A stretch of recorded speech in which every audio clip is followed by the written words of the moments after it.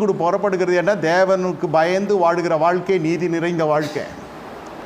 அந்த நீதி நிறைந்த வாழ்க்கை வாழ்கிற பொழுது தேவ பயம் எதிராளிக்கு வருகிறது, அவனோடு கூட தொடர்பு கொடுக்கிற ஜனங்களுக்கு வருகிறது, அவனோடு கூட பார்க்கிற ஜனங்களுக்கு பேசுகிற ஜனங்களுக்கு வருகிறது. ஏரோதுக்கு நடுக்கம் வருகிறது, ஏரோதியாளுக்கு கோபம் வருகிறது. எப்பொழுதுமே தீர்க்கதரிசிகளுக்கும் இந்த பாவத்தில் வாழ்ந்து கொண்டிருக்கிற, அக்கிரமத்திலே வாழ்ந்து கொண்டிருக்கிற, பணச்சேர்க்கிலே வாழ்ந்து கொண்டிருக்கும் மிகப்பெரிய இடைவெளி வரும். மன அளவில் இடைவெளி இருக்கும். கர்த்தர் சும்மா விட மாட்டார். என்ன சும்மா விட மாட்டார்? தீர்க்கதரிசியை அனுப்பி கொண்டே இருப்பார். அந்த ஒரு ஆத்தும் அழியக்கூடாது என்று சொல்லி போய் நியாய தீர்ப்பினுடைய வார்த்தையை சொல்லி பார்ப்பாங்க, தேவனுடைய நீதியை குறித்து எடுத்து சொல்லுவாங்க.